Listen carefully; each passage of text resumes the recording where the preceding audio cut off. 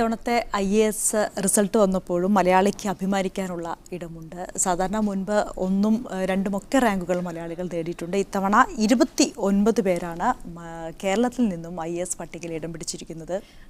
അതിനോടൊപ്പം രമേശ് ചെന്നിത്തലയുടെ മകൻ രമിത്തിനും റാങ്ക് പട്ടികയിൽ ഇടം നേടാൻ കഴിഞ്ഞിട്ടുണ്ട്.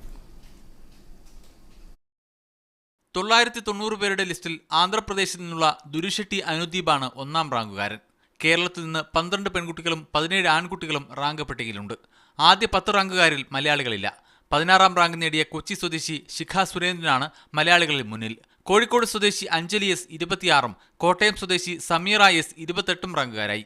58ാം റാങ്ക് നേടിയ തൃശൂർ സ്വദേശി ഹരി കള്ളിക്കാട്ട് ഉൾപ്പെടെ ആദ്യ 100 റാങ്കുകാരിൽ 4 മലയാളികൾ.